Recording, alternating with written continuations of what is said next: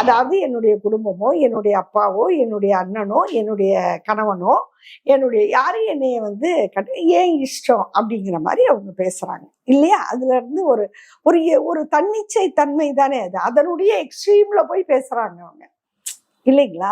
அப்படி பார்க்கும்போது இங்க நம்ம என்ன புரிஞ்சுக்கிறோம்னா, ஆண் தலைமை தகர்ந்திருக்கு.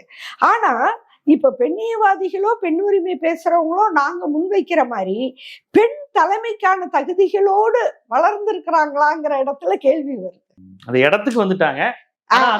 அதற்கான ஒரு ரெஸ்பான்சிபிலிட்டி எடுத்துக்கிட்டு இருக்காங்களா? அந்த அளவுக்கு சமூகமயமாயிருக்காங்களா? சமூக புரிதலுக்குள்ள வந்திருக்காங்களா? அப்படிங்கிறதுல ஒரு பெரிய கேப் இருக்கு. இந்த இடைவெளி தான் இந்த மாதிரியான விஷயங்களை நம்ம முன்னாடி கொண்டு வந்து போடும்.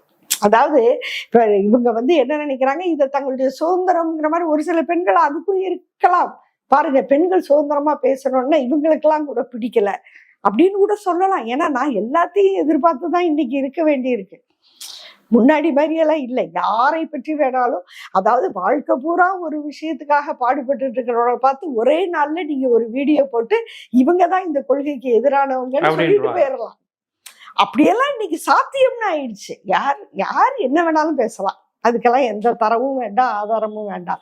அதனால வந்து அப்படியெல்லாம் பேசுறவங்க பாருங்க, பெண்கள் உரிமையோடு பேசுறத எவ்வளவு கொச்சையா பேசுறாங்க பாருங்க. அப்படின்னு பேச 4 பெண்கள் இருப்பாங்க. இப்ப நம்ம அவங்களையும் எதிர்பார்த்துதான் நம்ம இதெல்லாம் வந்து பேச வேண்டியிருக்கு.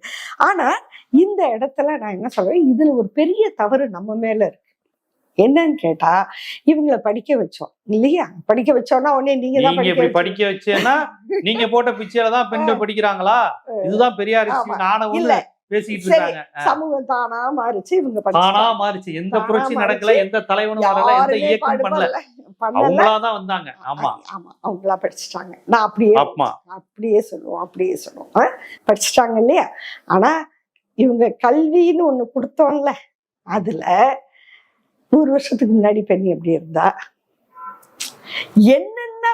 என்னென்ன மாற்றங்கள் வந்தது, எந்த சட்டம் யார் கேட்டா, யார் கொண்டு வந்தா, சமூகத்துல என்னென்ன நடந்தது அப்படிங்கிற வரலாறு ஒண்ணு இருக்குல்ல. இப்போ இந்த பெண்கள் சமுதாய வரலாறுன்னு எடுத்துக்கிட்டீங்கன்னா, தோல்சீலை போராட்டம் நடந்திருக்கு இல்லையா? அதுக்கு அடுத்து வந்து உங்களுக்கு சாதி ஒழிப்பு போராட்டங்கள் எல்லாமே பெண் உரிமை போராட்டங்கள் தான். ஆமா ஆமா. இப்ப தோல்சீலை போராட்டம் சாதி ஒழிப்பு போராட்டம். நீங்க நம்ம சமுதாயத்தை பொறுத்த வரைக்கும் சாதி ஒழிப்பும் பெண் உரிமையும் இணைஞ்ச ஒரு விஷயம்.